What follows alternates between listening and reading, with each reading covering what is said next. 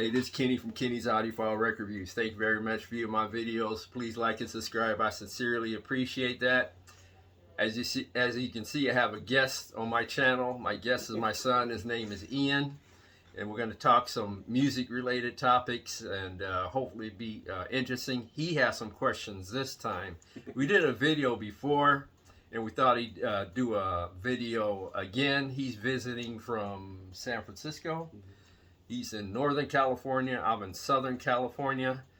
What do you think of up north? Before we get to a video, what do you think of San Francisco versus the greater LA area? What do you prefer? What do I prefer? It's hard because I like things of both equally.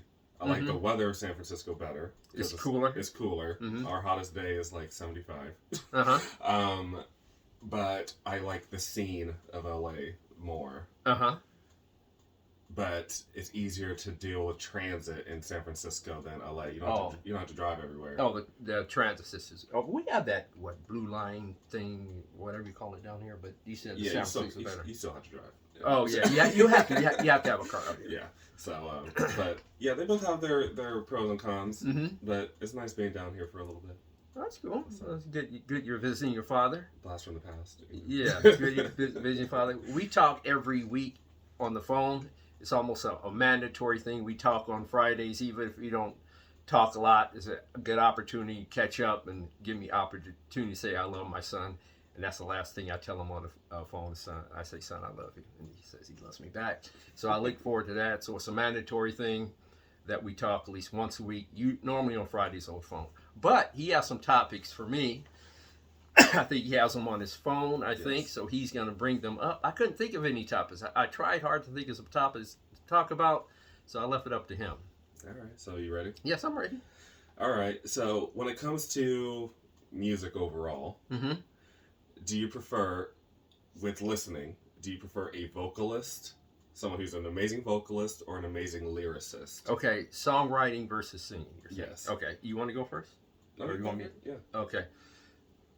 So I have to choose one or other, not both. Yes. That's very difficult because the vocalist brings a lot to the picture. They bring a lot to the equation as far as I'm concerned in terms of singing talent, the delivery of the song. But if I had to choose, I think I know what you're going to choose. So just out of fun, I'm going to choose the opposite. I'm going to choose the lyricist because you had great lyricists and songwriters like Dozier Holland, all the Motown hits. Gosh, it was a Motown singer who was a great songwriter. Smokey Robinson, they'll realize he was a great songwriter. Jimmy Webb, who wrote a lot of the Glenn Campbell hits. By the time I get to Phoenix, I think Galveston, Wichita Lineman, all those hits, I think, were written by Jimmy Webb. I mentioned Dozier Holland, right? Gamble and Huff were great songwriters. Oh, Burt Bacharach and Hal David, what they did for Dionne Warwick. It's almost like a coach in basketball. They're setting the blueprint or the foundation for the singer, and the singer takes it and hopefully elevates it to another level.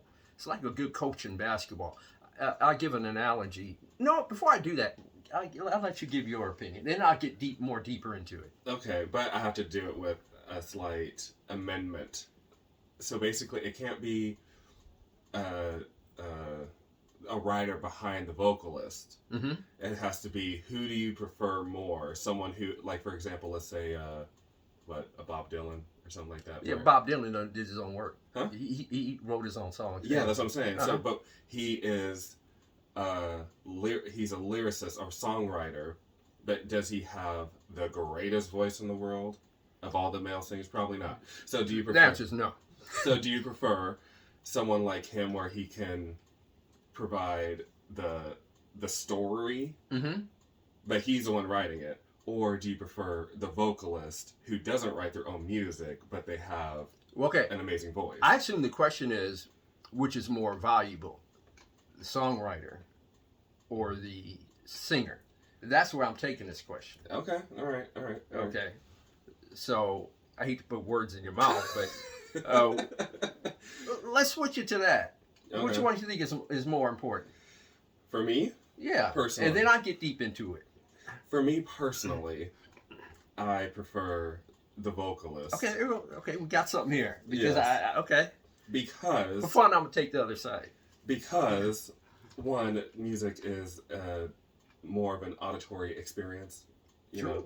So I mean, there's popular songs where you're singing about nothing, but yet vocally is still interesting. Or you have foreign language songs where you don't know the words, but the way that it's sung is captivating. Oh, for sure. And I feel like lyrics are very important, obviously. Yeah. If I had to choose between the two, I'd choose a vocalist. Also, I am listening to a song, not reading poetry or reading a novel, where, you know, in those other two mediums, words are the important. So if I chose lyrics over everything, then be like, I might as well just read a poem. That's true too, but you got to ask you this. This is where I think the lyricists or the songwriters important. You got to ask yourself, where would Dionne Warwick be without Hal David and Burt Bacharach? Where would Glenn Campbell be without Jimmy Webb? Where would all these Motown groups be without Holland Dozier Holland or Smokey Robinson writing all those hits? And you can go on and on and on. Even Frank Sinatra, a lot of his hits were not written by Frank Sinatra. They just took those lyrics and took it to a different level. But like I said, I think it's like a coach in basketball where you have like Phil Jackson with the Chicago Bulls or Los Angeles Lakers. Yes, you had Michael Jordan. Yes, you had Kobe Bryant and Shaq, Michael Jordan, Pippen, and Dennis Rodman. But without the foundation, the blueprint to the planning to get them to that level, where are they? Granted, they're still great. Sometimes, Ian, I see some great singers singing at Downtown Disney or some outdoor mall, and they're singing a Beatles song. And these singers have average singing skills. But what reels me in and gets me listening to them partially is the lyrics. If they're singing Paul McCartney's Yesterday, or another great Beatles song, or a great Burt Bacharach, Hal David song, then that kind of reels me in and gets me to listen. But if it's an average singer singing some nondescript song, I'm keeping it moving. My butt's gone, man. But I also wonder if you're drawn in more because you already like those songs and it's familiar, and they are part of your favorite songs. But if it was a wonderfully written song that you just didn't know, would you pay it as much attention? Is what is drawing you to that person singing at Downtown Disney or wherever because they're singing a song that you like? Yeah, because I say, gosh, I love that Beatles song. I have plenty of records here, Ian. And some of the singers are a little bit above average, but they're singing a Beatles song that just takes me to the point where I say, I'm going to buy the record. But if an average singer is singing some songs that I'm not familiar with, and they're average, I'm not buying the record. But what reels me in is some average singer, a little bit above average singer. In the title of the album, singer X is singing the Beatles' greatest hits. That's going to reel me in. Okay, but what if there is a song that is being sung by someone at a coffee shop or whatever, and the lyrics are just as good? Oh, then I will listen. But they have to be odds are they have to be a great singer. But yes, you make a good point. But that lends to my position as well. It's the lyrics too, because they're singing great lyrics. But you bring up a good point because they go hand in hand. You can't have one without the other. Now the Beatles were a double threat because they wrote their own songs. They were like, forget about all you guys. We're gonna write our own songs and we're gonna sing them. Same with Bob Dylan. Okay, but Bob Dylan. Sorry to interrupt. Bob Dylan was not a great vocalist. He was unique, but he had great, meaningful, insightful, and deep lyrics. You know. But I will say something controversial. I don't think anyone in the Beatles, well, whoever did that, like Paul McCartney or whoever else did background vocals or whatever, were great singers either. I won't tell you this. I was like, if anything, they're mediocre. I say but they had I say the Beatles in terms of vocalists, when you compare it to vocalists of the time, if you compare it to like, you know, Smokey Robinson, if you compare it to Marvin Gaye, the Delphonics, all those great, you know, the Temptations, they were not great vocalists. At best, they were good. At best, they're good. But their vocalists, along with their singing together, made them the greatest pop band of all time. I just feel, which I understand your take. I just feel, but see, I guess we're coming at it from different angles though, because for me, like what you're saying is the songwriter and the vocalist have this symbiosis where you can't have one without the other, which I agree. However, if you had to put them in the same person, you know, so for example, let's just say a modern take, okay, which is what people debate about. You have Taylor Swift, who's the lyricist. I'm not familiar with Taylor Swift or her songs. I plan to get into her stuff, her music, but I mean, meaning she's not. I want to see what all the hype is about. So I'm gonna eventually buy some of her records, see how they sound in my system, see if I can get into her work. But anyway, go ahead and get sidetracked. But I would say, okay, if you take the two big people today, the debate is Taylor Swift is the lyricist, Beyonce is the vocalist. For me, I would rather listen to someone who can take me on a vocal roller coaster and perform the song lyrically. I mean, not lyrically, but vocally, than listening to an average or below average singer say really interesting words. Like, because like I said, if that's the case, if I want to hear something if I want to hear something that is lyrically slick, I would either just listen to rap hip hop, because that's where if you really want to go, if you really want to get lyricists, listen to that, or I would read a book. Well, check this one out. Bob Dylan was not a great vocalist at all, but his lyrics were over the top, meaningful, insightful, very at times inspirational, and people, it was so over the top, people forgot about, man, this is an average singer, you know, but he was a unique singer. I shouldn't say he was bad, but he was very unique, and he delivered it in a unique way to a receptive audience, you know, in my opinion. But like I said, without those great songwriters, like I said, Burt Bacharach and Hal David, where would Dionne Warwick be? Without Holland Dozier Holland, where would all those great Motown bands be? Without Jimmy Webb, where would Glenn Campbell be? Glenn Campbell, let me tell you something here. Now, I gotta tell you this. I want to talk about Glenn Campbell for a second. He was a very good singer, not a great singer. But with the lyrics of Jimmy Webb, that elevated his career to an elite level where this dude has his own TV show.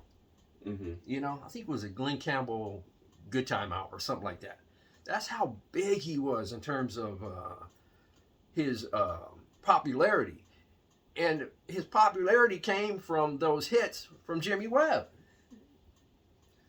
You know, where would he be without that? I'm not saying he's a bad singer, but without those lyrics as a foundation, just like in basketball, UCLA basketball without John Wooden. Granted, John Wooden had all the talent.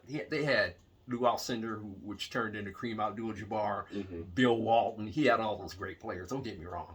Same with Phil Jackson. He had Jordan and Pippen, Rodman.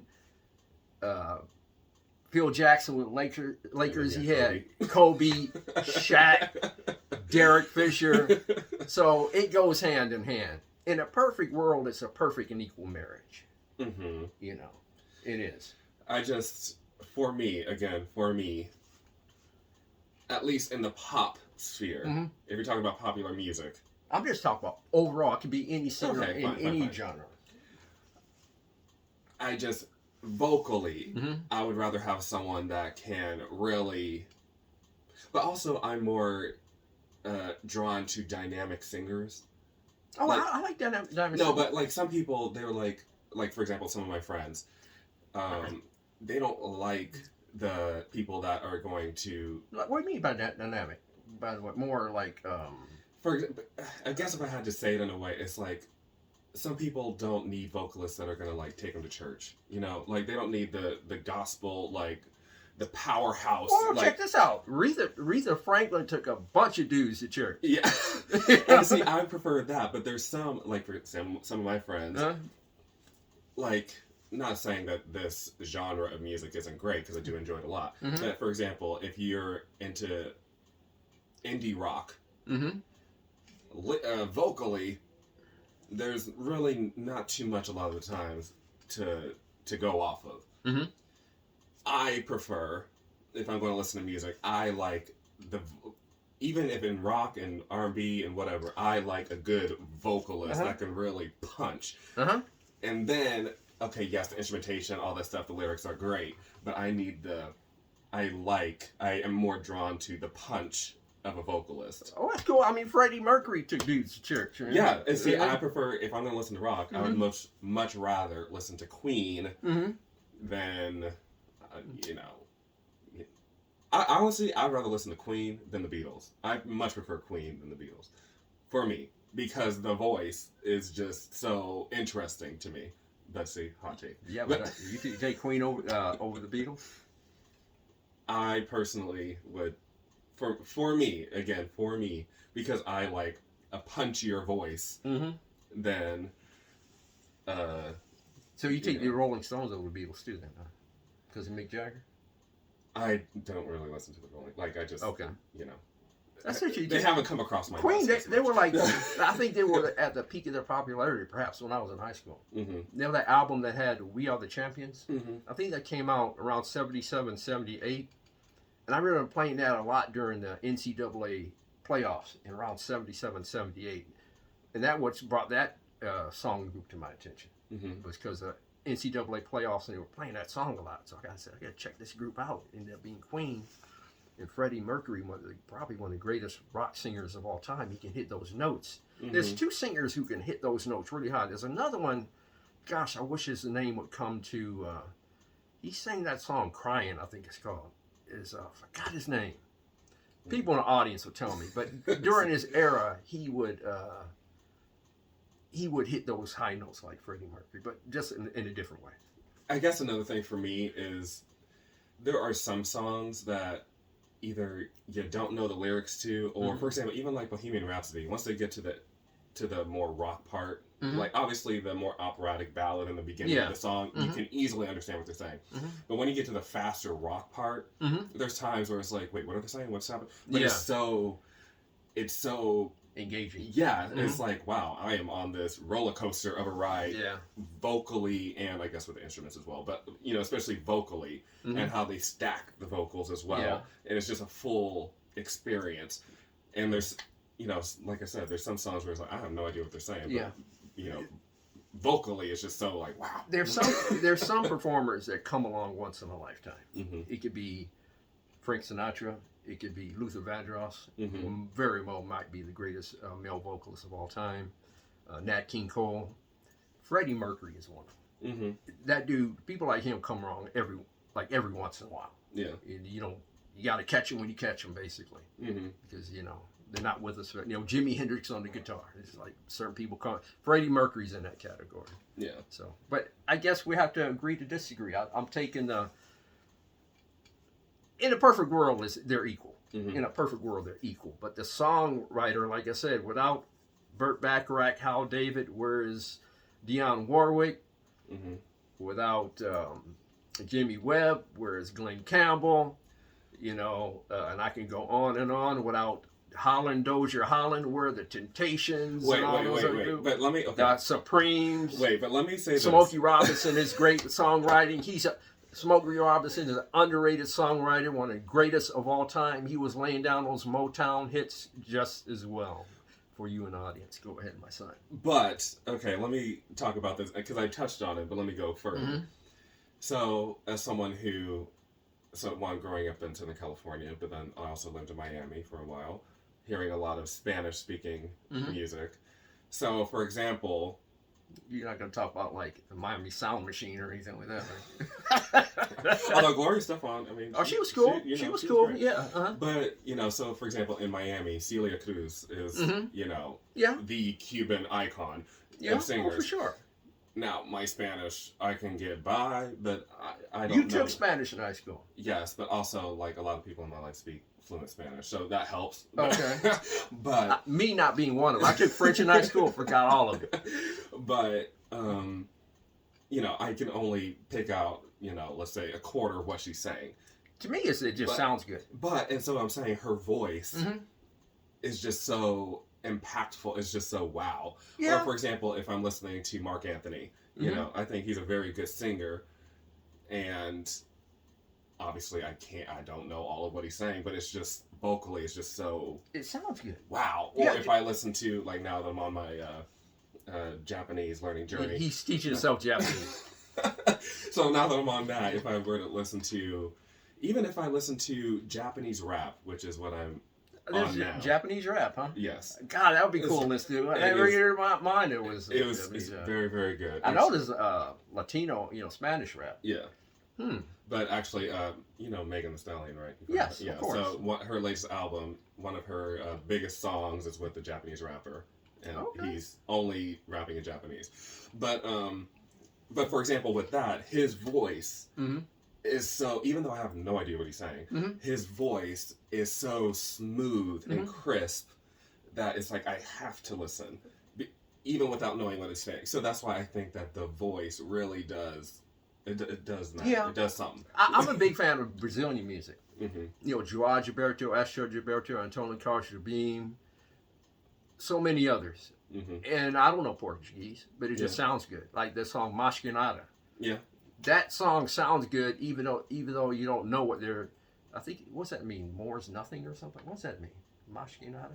If I had to get if it had to translate into Spanish, that's what I would assume. Okay, but anyway, I don't even know what they're saying. And Sergio Mendes took that song and took it to with Brazil 66 in their premiere album. Herb Albert presents Sergio Mendes in Brazil 66 with the hit Mais Que Nada.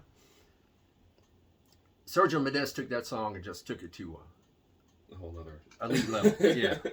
So we'll just have to disagree on that one. I think in a perfect world, they equal. Be honest. I'm just taking this. I'm just taking this stance because you took the other one just to make this conversation interesting. But the songwriters is extremely important. You're not even taking devil's advocate. This is how you feel anyway. I think in a perfect world they're relatively equal. No, but if you had to choose, I feel like you would choose songwriting. Probably so. Yeah. Yeah. So it's like you're arguing your point way too enthusiastically for you just to be doing devil's advocate. Well, by the way, these are the type of conversations we have on the phone during our Friday conversations. And a lot of our best conversations are not going to be recorded. Just like bands, I told you, it's like a band, some of their best work was never recorded. It was done via concert, via rehearsals. This is one of them. Some of our best conversation are private conversations is father and son over the phone. But we thought we'd do this one as well. Yeah. You have anything else before you move to your next one, or you want to? No. Oh, cool. That's it. Okay. All right. So, all right. Here's the next one. Do you think there are as many legends or icons today as there were in the past? Okay. I have a quick answer for that. And here's the answer. No, they're not. When I was a kid, there was the Beatles, the Rolling Stones, the Doors, Jimi Hendrix, Jefferson Airplane, the Yardbirds, who else? The Motown groups, the Supremes, Smokey Robinson, the Dells, the Delphonics, the Temptations. Name me some modern equivalents. Aretha Franklin. Gosh, who sang that song? It's Too Late. She was an A&M record. See, that's what happens when you get old and you can't remember stuff. That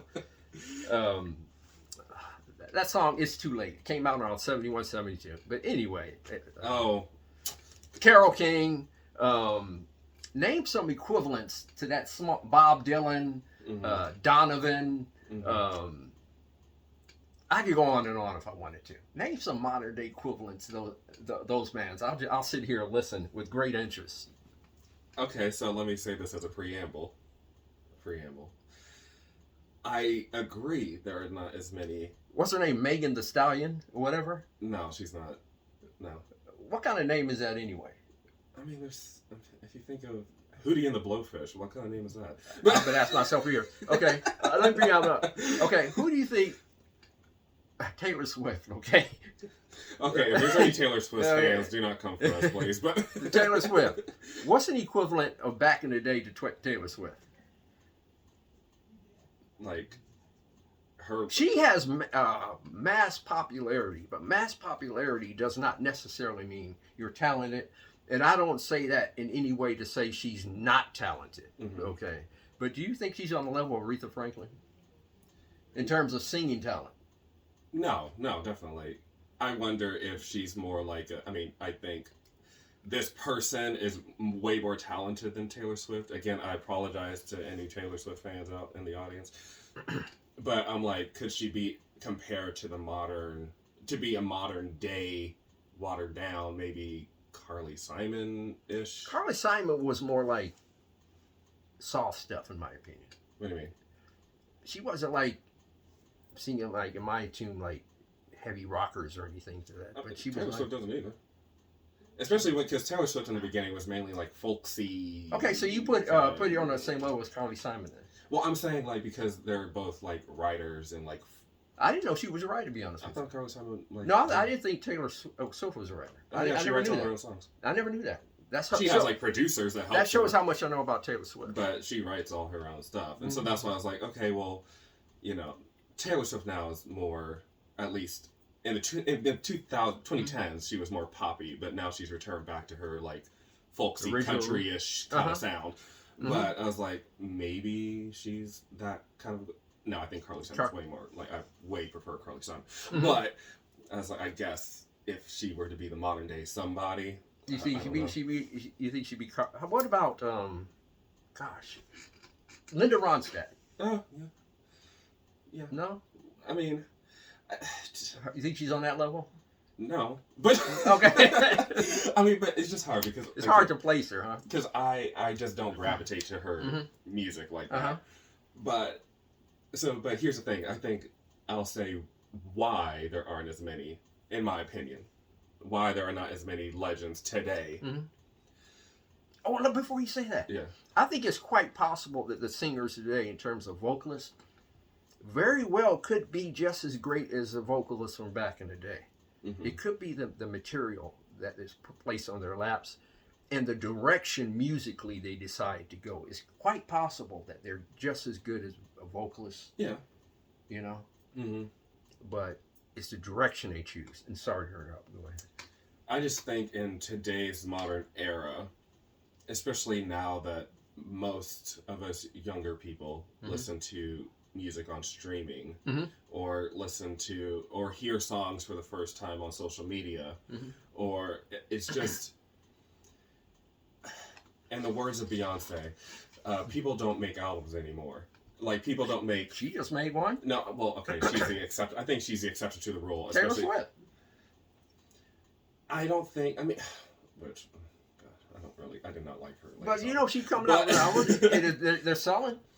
Give her that much. She's selling albums. No, yes. I just don't think the majority of popular people nowadays, the majority of the top people, are creating full like album concepts and eras, and like there are some, like I think obviously we said Beyonce, Taylor Swift, I think Billie Eilish, but like Billie Eilish, she's another great artist. She won all these awards. I got to get into her music as well. Yeah, she's good. I got to give her a chance. Instead of listening, some of these older groups from the 60s, 70s, and 50s. I got to give some of these younger. Admittedly, I got to give Billie Eilish a chance. Taylor Swift a chance. I think one that's coming up. Well, she's been around, but she's now making her break. Sabrina Carpenter. I never heard of her. But I just feel that a lot of music now is all about virality. And it's like just a quick little soundbite that's going to get popular on TikTok. Oh, and it's in and out. Getting many views. It's not like the full it's not a full realized concept. Mm-hmm. And I also feel that just music, I just feel like music education now is different than what it was back in the day. Like you could, like I feel like, for example, when Aretha Franklin was growing up singing, she grew up in the church. Yeah, a lot of those great singers came up in the church. They'll say James Brown, all those great singers came up in the church. Yeah. And especially the R&B, R&B ones. Yes. And I just feel like in today's landscape, that's not as much of a thing. And then music in schools isn't really as much of a thing as it used to be anymore. So it's just, yeah, I just feel like you have a lot of musicians or artists that just aren't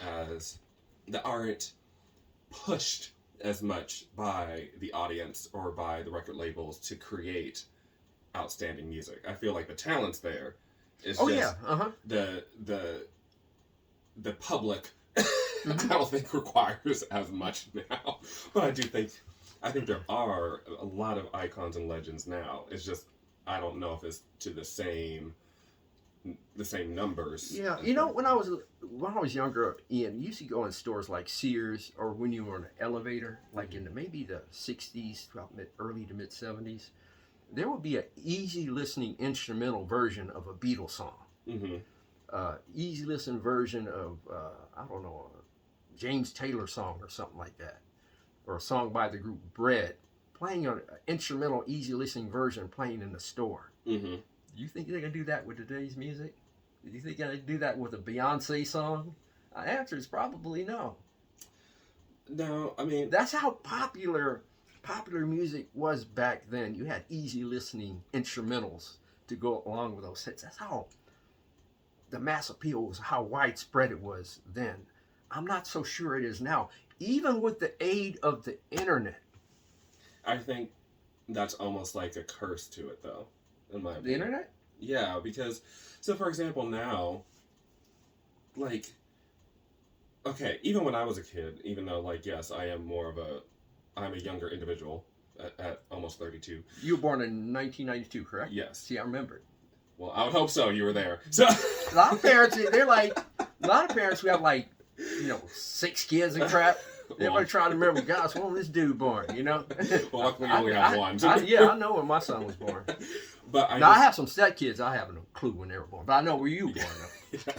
But I just remember waiting with anticipation for a certain album to come out, going to Walmart, wherever, to buy the full CD. Yes. And that was that. Whereas now you can just stream the one popular song. That's true. So it doesn't have to be a full concept. You just need one song to go viral and for people to, show up to the concert for that one thing. And then it's like, well, okay, it's like a flash in the pan. It doesn't have to be a... Yes, it's out there already. You can do it at home. I remember one time, the last time I did this, when the Beatles anthology CDs came out. Best Buy put them for sale at 12:01 after midnight. And I was there buying them at that point. Yeah. So I feel like the way the internet and social media is now is just. Also, I feel like artists make songs for social media, because, for example, that's a good point. Because I feel like, for example, TikTok, there's certain sounds and songs that just do well, and that's where a lot of the Gen Z younger people. Find stuff or listen to or things become popular. So you want to have a song that's just catchy in that way for that 30 seconds. Yeah. That's it. So it's just different. Just like now, for people in my generation are saying, where's the bridge? Bridges and songs are gone. It's where... Yeah, but I think it's just so. Do you think the appreciation of music has been dumbed down a little bit? Not to bag on current music lovers and current music, but you think that's the case? And maybe somehow out you can comment on that. In a way, because for example, I feel that okay, let's just talk about R&B for a second. I feel that the R&B, a lot of the R&B acts, at least in the male sphere, are just boring and repetitive. I feel like there's certain acts in the pop sphere where you have the standouts, but I just not even like I remember the '90s. There were so many, like just a vast. Oh, it was really good. You know, and the rap was, you know what, the rap was great too, in my opinion. Yes, and I even feel like modern rap now. Okay, this is where I feel like a lot of music is. You have the people that are like 20, 30 years in the game, making, like, for example, the Beyonce or whatever, that's still making music. Yeah. Where she's the standard, or if you have, you know, like the Lady Gagas or whatever like that, that are the cream of the crop, but yet the newer people are still. There's some, like, for example, I think Billie Eilish, Sabrina Carpenter, like those people, okay, fine. But there isn't, I don't feel like there's this whole new vanguard of just like Gen Z, just wow, they're really crushing it. Like, I feel like there's some people who've been there. I will say this, there's some modern artists, if you put them in a time machine, I think they can hang with artists in the 60s or 70s. You mentioned some. Billie Eilish, Lady Gaga, Adele.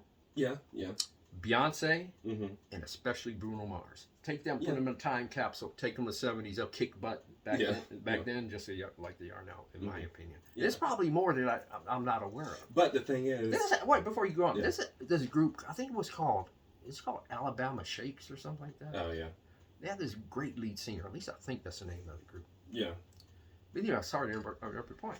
But I feel like all of them, except for one, are my age or older. Beyonce's in her 40s, Lady Gaga's in her mid to late 30s, Adele is in her mid to late 30s. Bruno Mars, he's been around a while, but he's great though. In his mid to late 30s.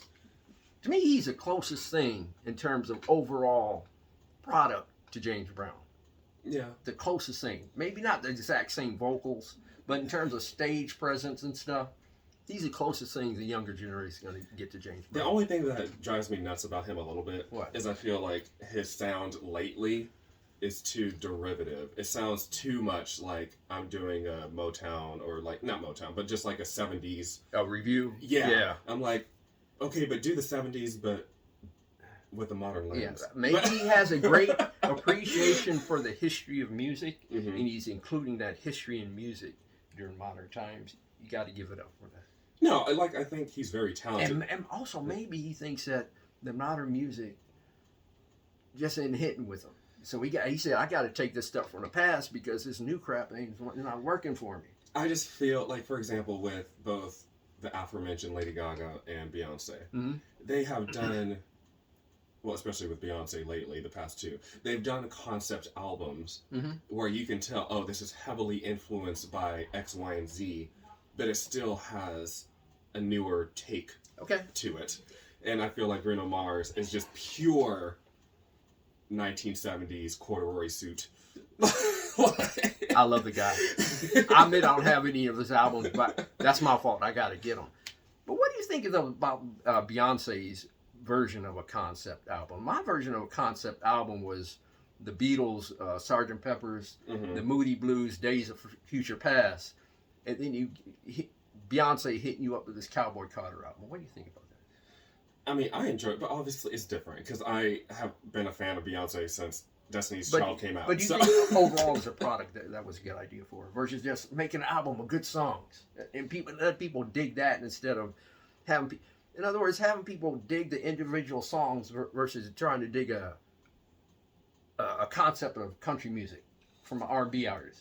I think so because, at least if we're talking about Cowboy Carter specifically and not Renaissance, if we're talking about Cowboy Carter specifically, yes, I think so because she's from Texas, and when she came out, I think it was like 8 years ago now, with a country song, she was shunned and booed by country artists or like by the country music machine, saying that she's not country enough. And so I think it's almost like in my way, saying this is who I am. It's a middle finger to that whole crowd, and I'm going to do it anyway. So I enjoyed that aspect. Now, also, I do like country music, so it's fine for me as well. You like country music? Yes. Okay. So I do enjoy. Also, Here's the thing. I enjoy a concept album because whether it is sonically or just the theme of the album, I like it when things are cohesive, when it's a full thought. Yeah.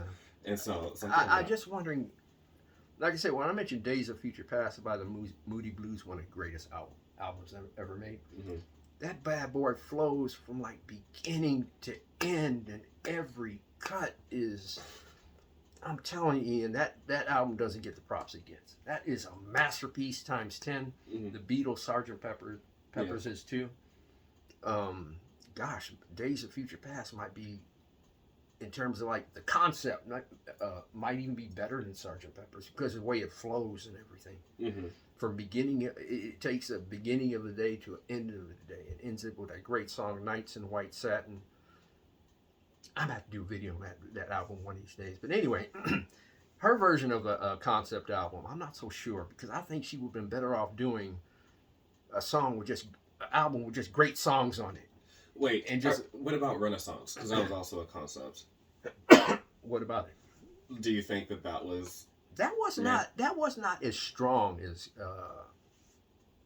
what was it, Cowboy Carter? Also, I think it's okay, but this is where art and music is subjective, because if you don't gravitate, so for example, if you don't gravitate towards club, house, disco naturally, you're gonna be like, this just isn't for me. I mean, in terms of doing a straight album just with great songs on it? But I think all those songs are great because since I was a teenager, listened to house and club music. So it just flows naturally for me. So I think they are great. Whereas if you're someone who doesn't listen to that, just like Days of Future Past? Days of Future Past. I mean, I have not listened to that album. Yes, I don't know it. Up there, but I pull it up now, but go ahead. But some genres just touch people more than others. And so if it's a genre that you gravitate to more, for example, Days of Future Past and Sgt. Pepper's Lonely Hearts Club Band, those genres speak to you more than disco. You said that you don't even like disco for the most part. I like some. Like Yvonne Elliman. What's her name? Donna Summers? Donna Summers. There were some I liked. But I'll tell you something. I know we're veering off a different topic. That was one of the worst eras in music history. But there was some greatness in there. But that came off. To me, that's where the greatness of. To me, the greatest era of music was probably like the early '60s through the, like I said, the Beatles invasion, British invasion, the Motown sound, the soft sounds of the early '70s. And it ended like maybe around the mid '70s when disco took over. That's where the greatness of the greatest music era ended. There was some greatness in the disco era. I was in high school then. So I was listening to that crap. I mean, not crap. I mean, I was listening to that music when I was in high school. So I remember it well. Yeah. That dominated my high school years, believe it or not. Yeah. There was some greatness in there, but that was not part of the greatest era music. No, it wasn't. That just personally wasn't. It just definitely wasn't to me. Yeah. But for me, who enjoys, who enjoys house music, who enjoys disco, because that is where house music birthed. It's a derivative of that, yes. So I do, for example, in the store, I will have, or my store, so I have a store in San Francisco, I will play, so I'm open for 6 hours, 7 hours. And there's days where I'll just play disco or house for the entire 6 to 7 hours. And I'm fine with it. So, but getting back to the original point, I do not think that there are, even if you take the 80s, okay, I don't think there are as many legends now as there were in the 80s, 90s. See, in the 80s, you had like Sade. Yeah, Sade, Madonna. Culture Club, or what's that? That the front man. Oh, that was, I know what you're talking about. It'll come to me in a second. Boy George. Boy George, Culture Club. Cyndi Lauper. Cyndi Lauper. She did it. I saw her once. She put on a great concert, by the way.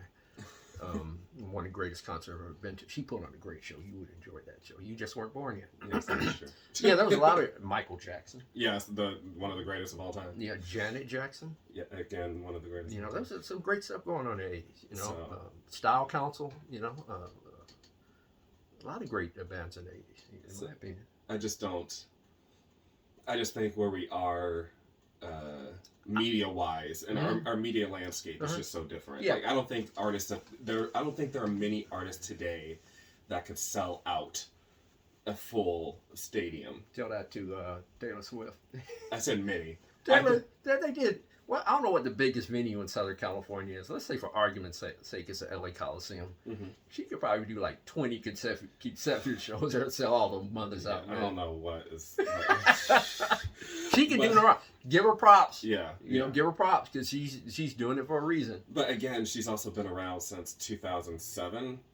She's not new. I'm saying new. I don't think there's many new within the past, let's say from 2017, 2018 to now. That can sell out arenas like that? That can sell out. What about Drake? Well, Drake's been around for a minute. He's been around for the same amount of time. Okay. Drake, but yeah, I just don't think there's many new people that could sell out the way when Madonna was new and up and coming, when Michael Jackson was the new when Janet Jackson, when people were literally crying because they're like, they're right there. Yeah, but on top of it though, they have all the advantages of the world because you have the internet now. You can promote the crap out of your stuff for free. I just think it not made people lazy. It's just not. It's a technology that can make. Heck, even I have a small following. You know what I mean? Nobody knows me. You think I could do this in 1975? No, it's just I think that the internet just makes I don't know if it makes things too easy. I think it just. You think it would make it more convenient and make it better if you're promoting an album, if you're promoting a product? Okay, I think like the internet in its purest form, sure. Yeah. But since the internet keep it going. I'm gonna get something real quick. Keep it going here. But since the internet is marred by algorithms and money and industry, I think it takes away from it. But if the internet was just a pure forum to do whatever, if it was the early days of the internet, then sure. But now, where it's like, as you and me who are both on social media, one for my business, one for this, you can't just put out what you think is the best thing. Sometimes you have to put out what you think the algorithm will like. And that's true. Will change. That's true. And it may not necessarily, I'm not saying that your best work, I'm just saying it may not be what you think is your best work or the zenith of what you can do, but sometimes you just have to put something out just to satisfy the masses in a certain way. Yeah. So I think that is where the internet makes things suck. I've done some videos where I say, gosh, I think this is going to do well. And it didn't. Then I've done some videos like at the spur of a moment and getting all these views. Yeah. So it's like no rhyme or reason. This is what I'm talking about. Okay. Ladies and gentlemen, one of the greatest albums ever made, Days of Future Past by the Moody Blues. Check it out if you're not familiar with it. If you're from my son's generation, check this album out. Listen to it beginning to end. It'll change your appreciation for music from this area, give you better appreciation for music from that. Days of Future Past. This might be the best concept album ever. I know people like Sgt. Pepper's. I'm a big fan of that. From beginning, this is one of those albums you can listen to from beginning to end, by the way. I also need to check out who did the cover art, because just the art alone on it, I like that. It's popping. It's popping. The Moody Blues. Okay. With the London Festival Orchestra. Fancy. All right. Anyway, what were we talking about? I think we both agreed we have a consensus. Okay. That there are not as many icons and legends now as there were. But I bet you to the people who are following them, there are. And people who do not know about the past. A lot of people are now at that point where, who are the Rolling Stones? You know, who's Bob Dylan? You know, who are the Yardbirds? Who's Eric Clapton? I think a lot of young people might, just like people do with sports. Who's Kareem Abdul-Jabbar? I never seen Michael Jordan play. Who's Jerry West? You talk about this guy Elgin Baylor. Who's he? You know, who's Dr. J? I never. You know, it changes with generations. You know what I mean? Yes, but as someone who is in the current modern music, yeah, you're more connected than me. I'm not connected. It just isn't as. It's very segmented. Mm-hmm. Like there aren't just overarching like, wow, that person is a star. Mm-hmm. Like it's just like, okay, this person has their little following, this person has their following, this person has their following. Mm-hmm. It's not just like, again, taking the Taylor Swift, the Beyonce, the Lady Gaga, to people who've been in the game for a while. Mm-hmm. But the new mm-hmm. is just not to the same level of stardom. Mm-hmm. I don't feel the level of stardom is the same as before. I don't think there's many new household names. I must admit, I think what's her name? Taylor Swift? Yeah. I think she's more popular than probably any music artist in the history of music. I think that's a fair statement. But she's been around. I'm saying people, for example, Madonna, I think her first album came out in what, 1982, 83 or something? I think her records are right down there somewhere. But anyway. So. Those are M's down there, by the way. Oh. So let's say, let's just take from 2016 to 2024. That's an 8-year span. I'm saying the people in there do not have the same stardom mm-hmm. that, let's say, if Madonna started in, let's say, 1983, let's mm-hmm. just say that. The stardom she had in 1991, the stardom that Janet Jackson had, let's say, Control came out in 1985-ish. So let's say by 1993... I think Control might have been after that. Could be like... I could be wrong. It could be around 87 or something, but I could be wrong. I saw her... Me and your mother saw her in person. I just know, so Rhythm Nation came out in 1989, and Control came out before. So I don't know, I'm just saying. Her album's over there, by the way. But anyway, go ahead.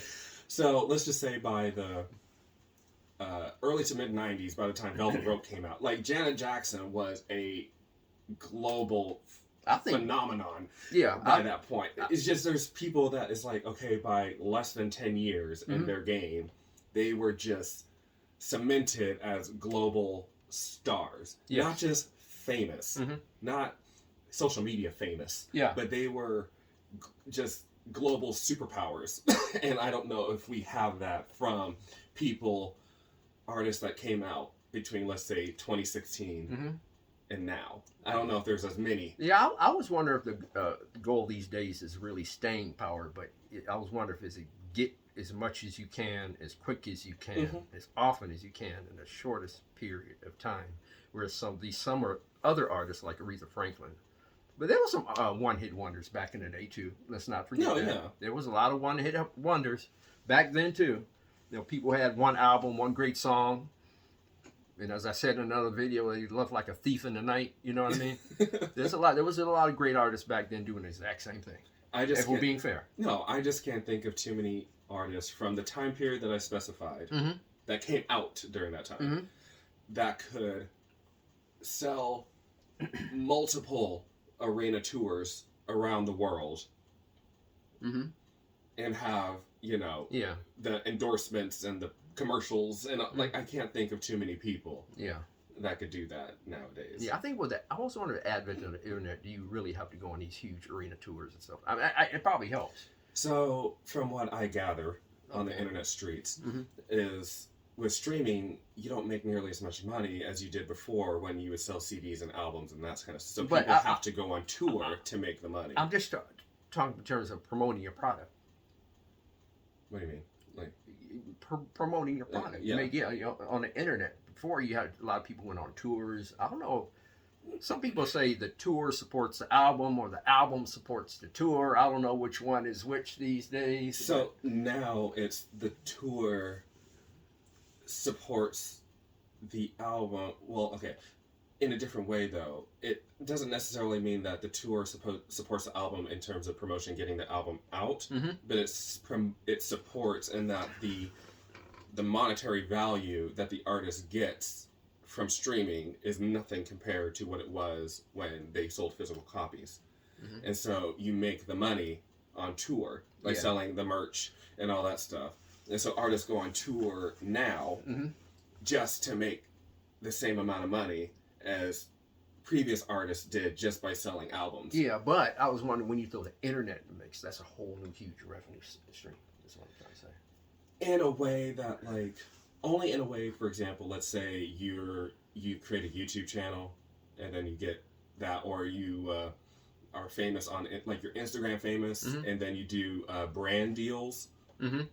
But when it comes to just pure music sales on the internet, you don't get the money. Like you have to be like, for example, like a Drake, a Beyonce, Taylor Swift, where you get billions of streams in order to make it, in order to make the money. Otherwise, you just don't. Yeah. You have to go on tour. Okay. To make the money. I will say this in closing of this topic.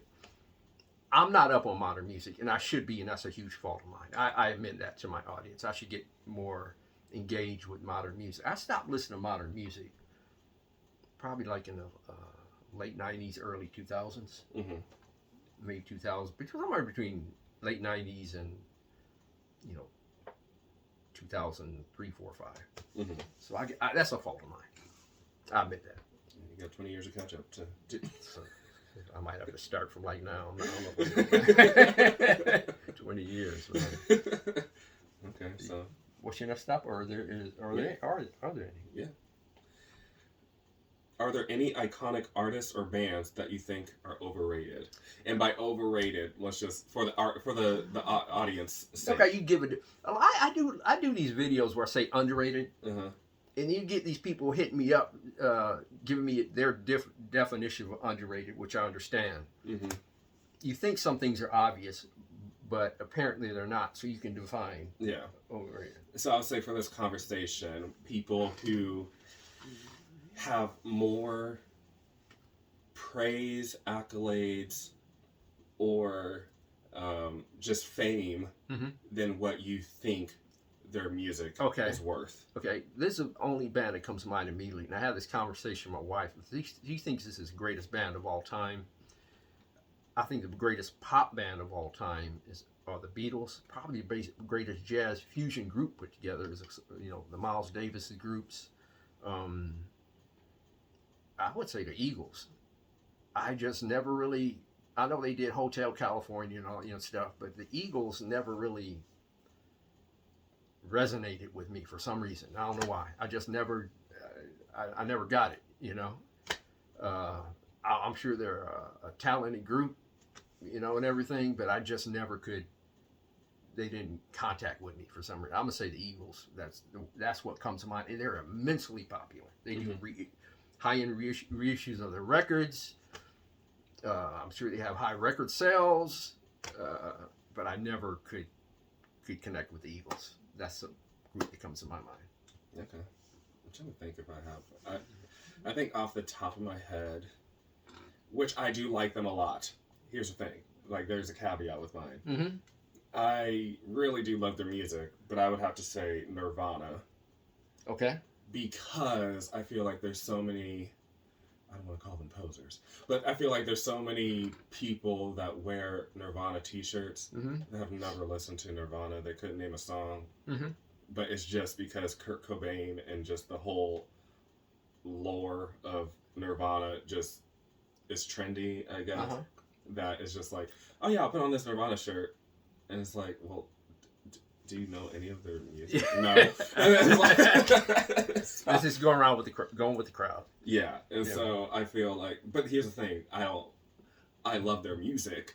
It's just, I think that their IP has surpassed what their target was at the time. So for you, Nirvana. And slightly, I think you could throw the Beatles in as well. Oh no! You're I'm not gonna say you're ill-informed, but no, okay, but I have it for the same reason.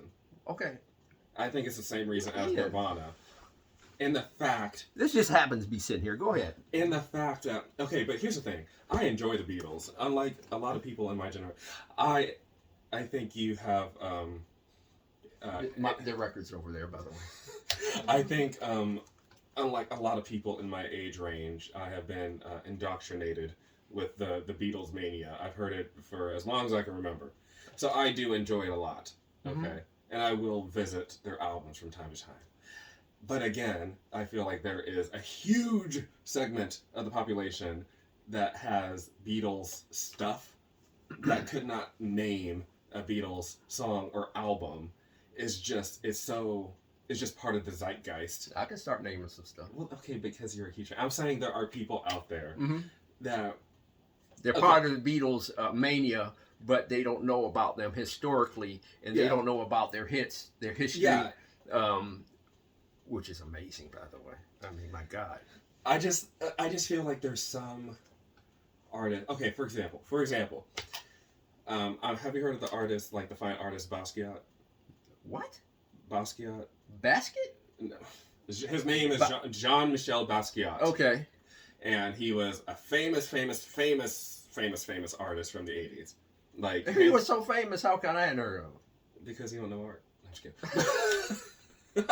But he was like Andy Warhol. Like, okay, Andy Warhol's another one. Okay. Andy Warhol was slick, man. No, but what I'm saying is there's people that do not know their work, but their work is just plastered everywhere. So it's just part of pop culture, and people don't really know what's behind it.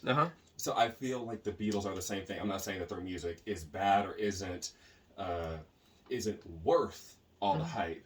It's just since they are so blended into pop culture, I just feel like there's a lot of people that just buy the t-shirts, buy the reissue, buy the mug, buy the whatever, and they have no idea. Yeah, you're probably right about that. Maybe, but I'm not saying that the Beatles' work isn't justified or isn't worth it. I will tell you this: if I wear a Beatles t-shirt, which I have, if I show a Beatles album, I know about the Beatles. Yeah. I was about to show this. This is some soundtrack of the '60s, and this is a radio program, and it has all. I don't know if you can see this. All the Beatles hits during this. That probably can't be seen on the video, and this is like a, I don't know, 3 or 4 record set.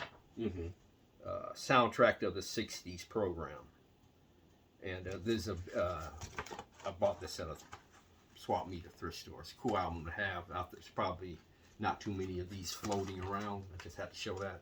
But maybe you're right. There's people jumping on the bandwagon. Yes. That don't have a clue of the contents of the bandwagon. Yes. I get that. So, I can appreciate that. And so, like, bringing up the Warhol and Basquiat references.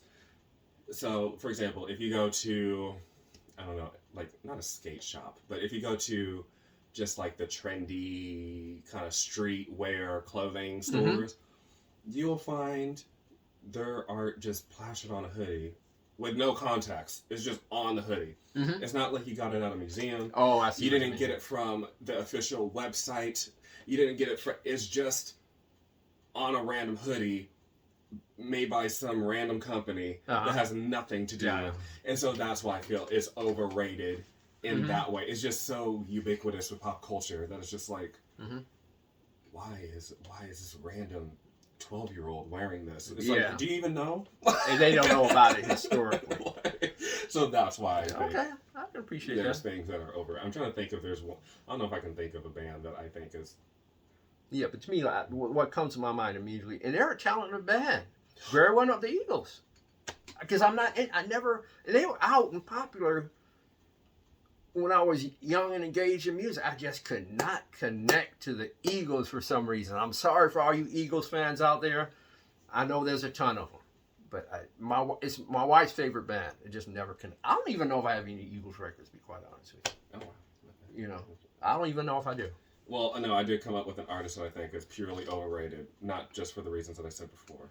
Taylor Swift. I know we keep dogging on Taylor Swift. I know we keep dogging on her, and I'm so sorry. Please don't come for us in the comments. I think some people just get mass popularity via reasons beyond the quality of their music or performances, and I'll just leave it at that when it comes to that. Yeah, I have never, so she came out when I was in high school.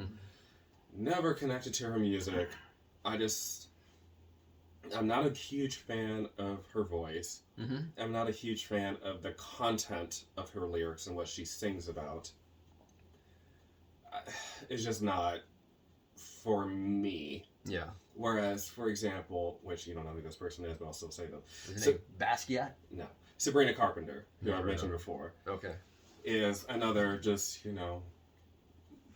just random blonde girl. Mm-hmm. But I feel like vocally, Mm-hmm. she's very interesting, and her lyrics have a lot of, like, innuendos or, like, double entendre, or just things that where it's like, oh, wow, that was a really cool way of phrasing Mm-hmm. that thing that you're trying to say. It's not just about boys and heartache or whatever Taylor Swift sings about. It's done in an interesting, like, oh, huh, that was kind of cool. That was the word that you used, slick. Mm-hmm. So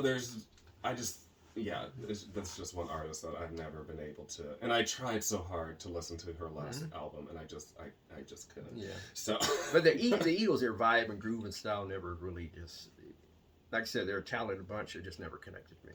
Getting back to a previous topic, real quick, that talk about the lyricist or the songwriter or the singer. I think a couple that benefited from songwriting more than any couple, Sonny and Cher. Mm-hmm. Neither one of them were great vocalists, but they had that song, I Got You, Babe, or something like that, and some other great songs. I think they're a good example of songwriting, taking groups that didn't have great vocal talent to an almost elite level. I think Cher, she's all right. To me, I'm not going to confuse her with Aretha Franklin. No, but to me, or Nina Simone. I was going to say her. I was going to... No. You better forget about that one. Nina Simone's like on a different level. No, just in a certain way of, do I think Nina Simone is superior musically? Yes. However, I think Cher has a good voice, but in the way that... She's all right. I have some of her records. I just feel right like, over there, by the way. But anyway. Like, I just feel like with a lot of her songs, it's such a unique voice. Yeah, she has a unique voice. I agree with you. Whereas, for example, Nina Simone, I'll say this. I feel like both Nina Simone and Cher, but mainly Nina Simone, I would say I don't want to say, and it's not a pretty voice. Mm-hmm. I don't think, for example, if you were to listen to, I don't know, I'm trying to think, Anita Baker, I think Anita Baker is just a pretty voice. Great vocalist, by the way. Whereas Nina Simone is very gritty and raw, and I don't think it's for everybody. Well, and I think in the same way they both, I don't want to say they have... Nina Simone, people don't understand yet. When she sang a song, all of her emotions and feelings and thoughts, everything she had went into that song. She was very rare in that regard. So a lot of people just sang the song. It's almost like I'm gonna explain this. Excuse me, I'll explain this. Here we go. It's almost like she lived the song, ladies and gentlemen. It's almost like the song was part of her experience in terms of the way she expressed herself, the way she expressed herself via her performances. It was like part of her. And a lot of singers just sing the song. She just puts her body and soul and everything into her performances. She was in a group all to herself in that regard. But I feel, for example, there are people that I feel like, okay, maybe, I'm trying to figure out how to say this. For example, Dionne Warwick, I think, has a very pretty voice and sang with emotion. Not to the level of Nina Simone. But I think what is different is that Nina Simone... It's almost she lived some of these songs. No, but I just feel like Nina Simone also talked about very controversial and heavy topics for the time. True. Which lended to that. Yeah, she was not scared to do it. When I give that sister huge props for that too. But, and I just feel like, I don't want to say I'm going to say it like this. I feel like both Cher and Nina Simone have, for lack of a better term, not pretty voices. There's something that is like slightly jarring about them. Yeah. But I think they're still good. Obviously, I think Nina Simone is way better of a vocal. But to find someone to compare it to that isn't, for example, Aretha Franklin can sing the roof off of the building, but it's a very pretty voice. But Nina Simone put touches on songs, even though she was not as talented as Aretha Franklin, that Aretha Franklin can't do. Yes, but I'm just saying, for the argument of drawing a comparison of what I mean, I think that Cher is a good vocalist. It's just not pretty. I agree. She has you. I'm gonna tell you something. Cher's here. Nina Simone is. You can't see her in the picture, ladies and gentlemen. Nina Simone is looking down like this at Cher. But anyway. Yeah, but I had to tether it to someone who doesn't have a pretty voice, but is still. I think Nina Simone had a pretty. She had this. You think she has a pretty voice? She would put some delicate touches on some of those. I mean, she would get raw, and then she'd come back and put some delicate touches on these. It's almost like somebody singing about getting their butt kicked or something.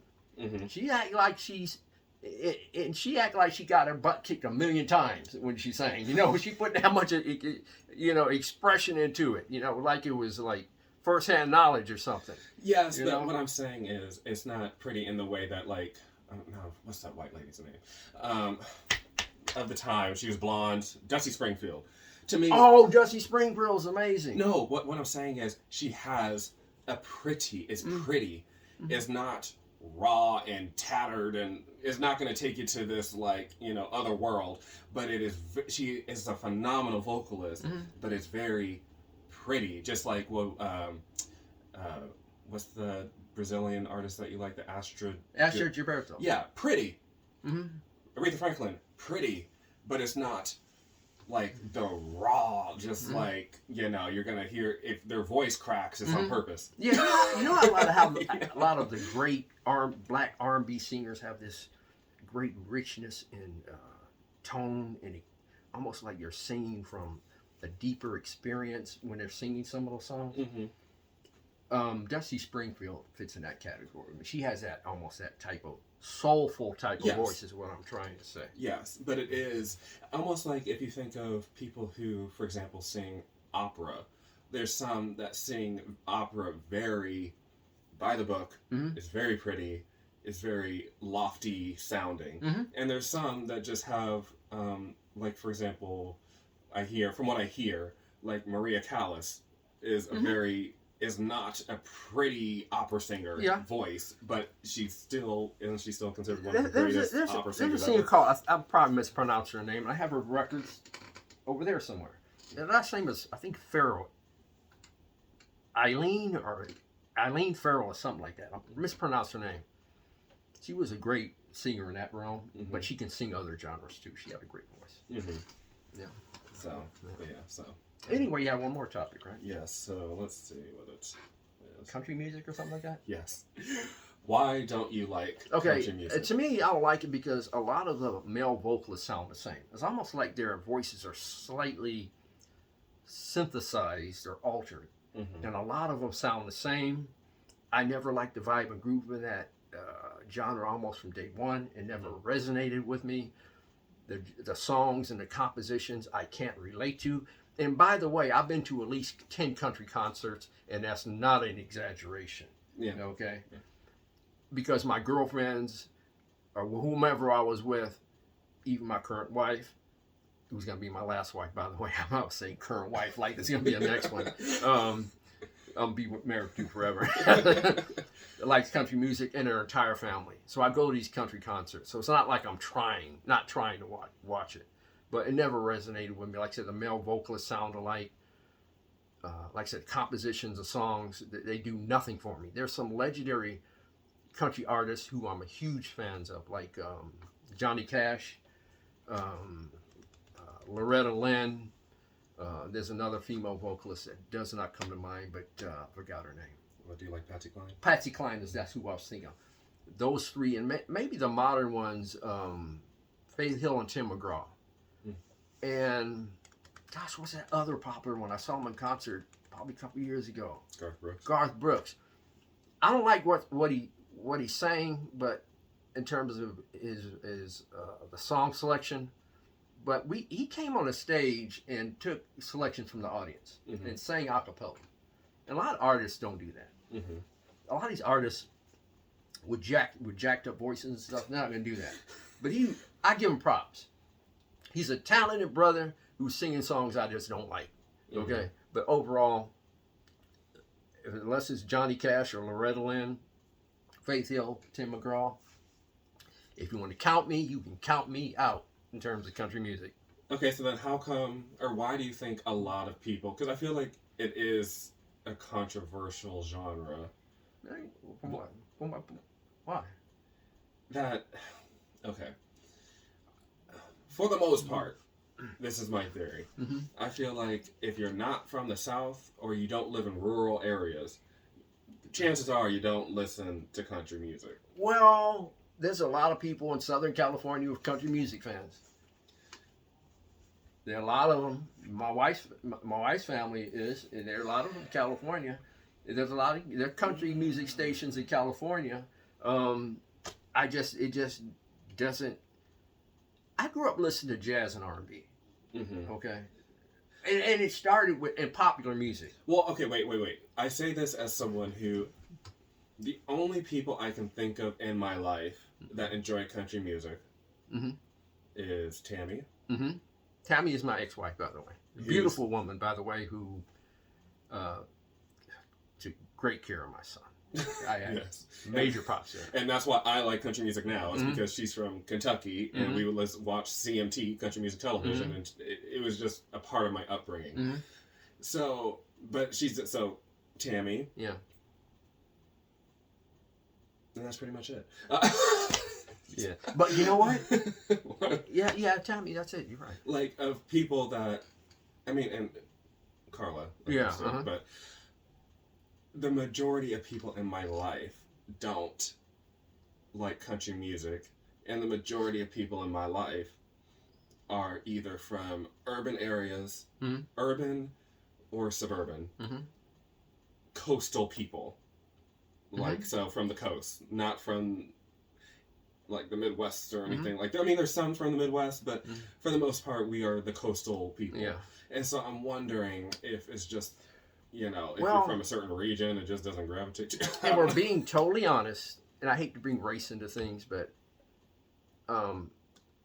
if I didn't know too many black people I knew who were listening to R&B who were into country music.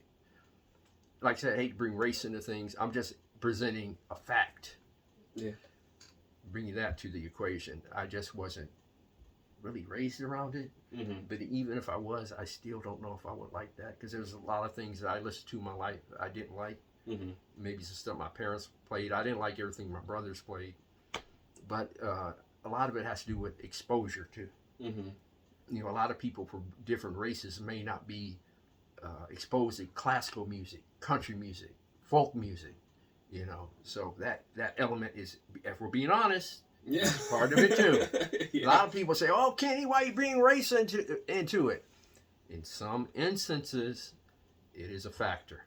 Yeah. Let's be honest. Yeah. Now, if you want to just hide and not bring that into the picture, but it's actually part of it if we're being totally honest. Yeah, because I would say, like, for example, my non-black friends or people in my life do not know R&B or funk or like that kind of stuff. As well. They would be like, for example, there's obviously people that cover or sample other things, and there's a good friend of mine, Lisa. I'll be like, that is a song from 1988. This person, she's like, oh, I thought it was new. Yeah, but you know what? If we're being honest, there's some white brothers out there in the parliament. There's some white dudes into like some of the black music, some R&B. They know just as much about those genres than African Americans. Yeah, but it's just on average. If we're being honest. Yeah. Okay. But no, I country music never resonated with me. I've tried to listen to country music. Like I said, I've been to at least 10 country concerts, and I'm being honest, it's probably been more than that. And I really didn't enjoy too many of them, if I'm being honest. I did it because it's something my wife and family wanted to do, and I did it simply because it's the right thing to do. But it, you know, be honest with you, I probably enjoy being home watching the Lakers, the Dodgers, the Los Angeles Kings, USC football, anything else but that. But I did it because it was just the right thing to do. Yeah. You know. Yeah. You know, you got to support your spouse, and that's my way of being supportive of my spouse. That's the way I looked at it. Yeah. Sometimes I went like, I'm not gonna say, you know, kicking and screaming or anything, but you know, but I just simply did it's the right thing to do. Yeah, I guess. Yeah, but yeah, I guess I'm one of the few people I know that enjoy. But okay, here's the thing though. I don't like a lot of modern country music, meaning from like 2010 onwards. Yeah. But things before that, I do enjoy a lot. Also, I do not like the what's that? The hip hopization. Oh, country music. Well, country music is the popization of country music. Country music. If you listen to modern country music, some of these country bands, I say this all the time, have more electric guitars than Kiss. Yeah. You know what I mean? They really do. So it's not. It's like they had to juice it up a little bit, just like when jazz transformed from, you know, they went from jazz fusion into smooth jazz, which in my opinion, I don't know if it's jazz. I like smooth jazz, yeah. But anyway. Country music is kind of like the same thing. It's more popish than anything. I had to show this real quick. I love Johnny Cash. I have to show this as proof. He's a man as far as I'm concerned, a man in black. I wear my white t-shirts. He's a man in black. He's a man as far as I'm concerned. Yeah. But I just think, but the weird thing is I enjoy it the other way around. Mm-hmm. Like I enjoy, for example, the Lil Nas X when he first came out, and it was like a hip hop trap song with country influence. Mm-hmm. But I don't necessarily gravitate when it is a country song that is trying to sound like a rap song or like a pop, just a regular. I don't necessarily like the reversal. Yeah. But you know, and you know, I like Cowboy Carter as well. Yeah, but I think in order for jazz to get more popular, they had to go to the smooth jazz realm to bring people in who normally wouldn't listen to traditional jazz. But why don't you like smooth jazz? And, why don't you like smooth jazz? It just doesn't sound good. And, okay, but why? Huh? But why don't to you? To me, Ian, music has to sound pleasing to your ear. It's as simple as that. Music has to sound pleasing to your ear. It's as simple as that. Just like looking at a pretty woman. It has to sound pleasing to your ear. That's my only requirement. It just has to sound good. And it's hard to wrap around the reason why you like a song. It could be the lyrics. Mm-hmm. It can be a hook. Mm-hmm. It could be the arrangements. Mm-hmm. If it's an orchestra, the conductor. But it just has to sound pleasing to your ear and moving and entertaining. And for the most part, country music does not check any of those boxes. Wait, okay, well, we're going to take a slight detour. Okay, I know you're going to battle me. Maybe not. I might agree with you. I feel like smooth jazz is just the easy listening version of real jazz. It's just the smoother, it's to me, if you take jazz, okay, I don't drink coffee, but when I used to, mm-hmm. I liked black coffee. I want the raw, here. For any people who are alcohol aficionados, okay? Yeah, I know you're not. You know, how do we get different in that regard? I'm explaining to my audience. We're explaining to my audience. How many drinks have you seen me take during my life? Never. I've never. I've never, none. No, I've never. Once, I've never had an alcoholic beverage in my entire life. Okay, never. You drink casually. Yeah. You drink casually. You're like an aficionado, basically. Yeah. Mm-hmm. Well, you didn't get that from me. I never had an alcoholic beverage in my entire life. You know, matter of fact, sometimes during my life, I even not campaign against it, but I give my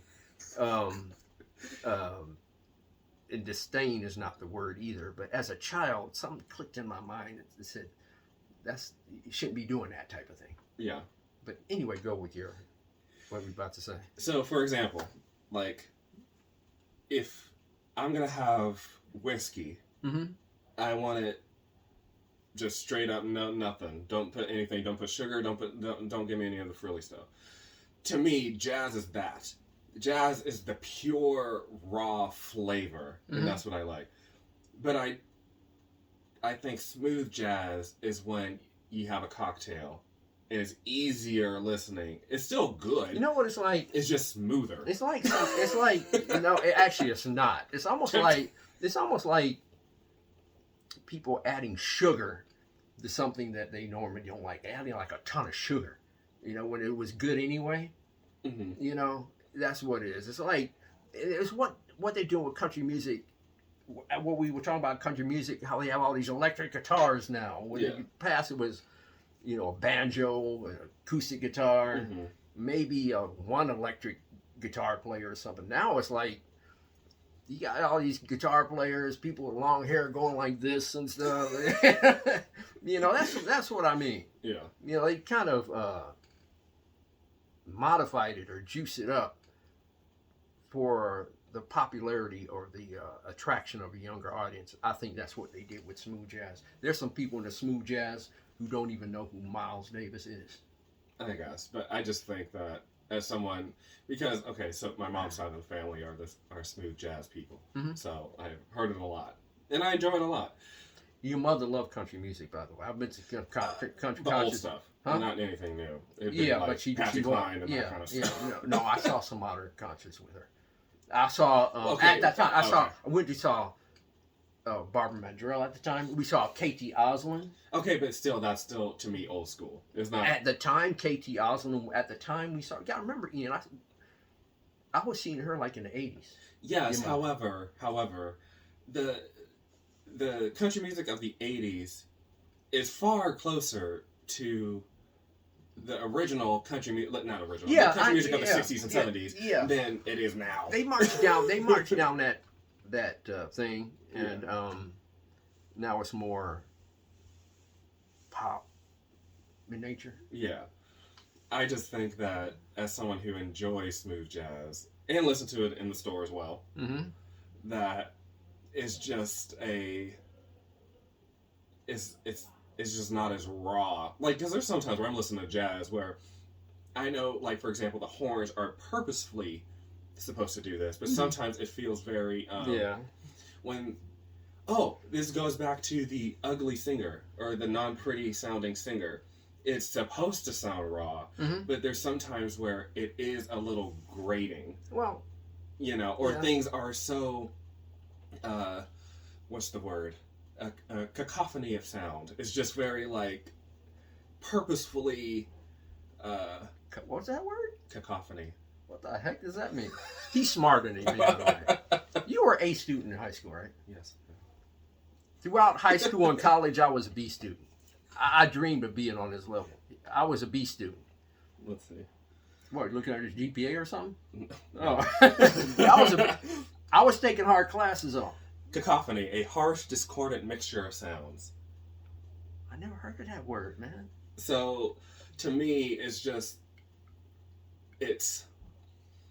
Okay, for example, so I have an art piece, so I also do art as well. I have an art piece called Dissonant, or Dissonance, actually, to where it's things that you don't think go together, still go together, but it is not for everybody. It is still a little jarring at points, and I feel like with a lot of jazz, especially once they start doing their improv and, you know, going on and doing their own thing, it can be very like, ooh, this is a lot. But to me, smooth jazz is just so there was jazz and then jazz fusion and then smooth jazz. And when they got to smooth jazz, I was saying, gosh, this is like a pop instrumental now. And I had enough of this. I'm not listening to that smooth jazz. I've been to smooth jazz concerts, by the way. I just forgot who they were, but I at this place down here. I forgot what I think it's a Thornton Winery or something like that. Oh, okay. Yeah, so free tickets, by the way. Yeah. No, but I enjoy smooth jazz, and it's just it's smooth. That's what it is. It's just easy. Yeah, but easy listening. Whereas, like with real, like when I listen to the real thing, that's where I was like, oh, I want to listen to not something challenging, but I want to listen to something that's. You talking about real jazz? Yeah. Oh man, you know, you grew up You saying you dislike it? No, I say No, I say about to have a heart attack. Here. No. I say I like smooth jazz because it's just easy listening. But when I want to listen to jazz, like the real thing, it's like I want something more, not challenging, but where it's like, oh, this is good. This is about to be a some of these smooth jazz songs, Ian, you might as well just take a R&B song, take the vocals out. You got smooth jazz, man. Smooth jazz. I guess. That's in my opinion. Anyway, I guess that's it. Yeah, that's it. I'm gonna end this video saying, son, I love you. Thanks for being on video. I truly love you. Have you seen our Friday we end our Friday conversations saying I love you. So I love you, son. Thanks for coming on the video. Thanks for watching this video. And please like and subscribe. I really appreciate it. I hope you watch the whole video. That helped my channel out. But please like and subscribe. Thank you very much for viewing my video. God bless. Strong love. And keep the peace worldwide.